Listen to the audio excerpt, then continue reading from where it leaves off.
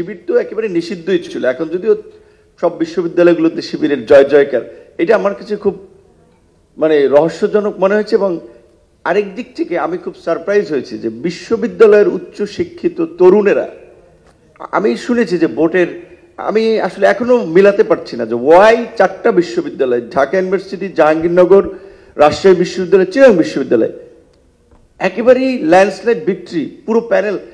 ওই স্বতন্ত্র বলেন, এটা কিন্তু সবাই জানেন যে তারাও ওয়ান কাইন্ড অফ শিবিরের নেক্সাসই। সো তাহলে সবাই শিবিরকে কেন ভোট দিল? এখানে যে সমস্ত আমাদের শিক্ষার্থী বন্ধুরা আন্দোলন সংগ্রামে এত স্যাক্রিফাইস করেছে, এত লাইফ রিস্ক নিয়েছে, ধরেন কাদেরের কথা, ঢাকা বিশ্ববিদ্যালয়, সে তো ওই মানে ফ্যাসিবাদের আমলে যে ডিক্লারেশন দিয়েছে রিস্ক নিয়ে, তাকে তো যে কোনো সময় তুলে নিয়ে গুলি করে রাস্তার পাশে ফেলে রেখে যেতে পারতো, যে ওকে ছাদ থেকে যেভাবে গুলি আসছিল ওইরকম একটা গুলিতে সে মারা গিয়েছে। কিন্তু তাকে ভোট দিয়েছে কত দেখেন, ফিউ। কিংবা উমামার কথা, অন্যদের কথা আমি বাদ দিলাম, তার যদি খুব আন্দোলনের ফ্যামিলিয়ার ফেস, তো সেখানে আমার কিছু ফাইন্ডিংস হচ্ছে যে যেটা দেখলাম শিবিরের, হ্যাঁ, ওয়েলফেয়ার বেস পলিটিক্স প্লাস হচ্ছে স্টুডেন্টদেরকে সুবিধা দেওয়া। যেমন অনেকে বলেছে যে কোন কোন হসপিটালে নাকি আপনার চুক্তি হয়েছে যে সমঝোতা স্মারক কিংবা চুক্তিতে তাদের পরিবার, তাদের সদস্যরা আপনার খুব কম খরচে ট্রিটমেন্ট করাতে পারবে। তো আমরা যেই তরুণদেরকে নিয়ে স্বপ্ন দেখি, যেই তরুণদেরকে নিয়ে আমরা এগিয়ে যেতে চাই এটা পরিবর্তনের দিকে, তো তারা যদি লাইক গ্রামে আমরা যেটা কথা বলি যে 500-1000 টাকায় মানুষ ভোট দিয়ে দেয় আরেকজনকে, বাস বিচার করে না, যেটা সবচেয়ে একটা বড় মানে আমাদের জনসচেতনতার অভাব, যার ফলে অযোগ্য মানুষগুলো পার্লামেন্টে চলে আসে, নেতৃত্বে চলে আসে। তাহলে বিশ্ববিদ্যালয়ে আমরা উচ্চশিক্ষিত তরুণরাও তো তাই করছি।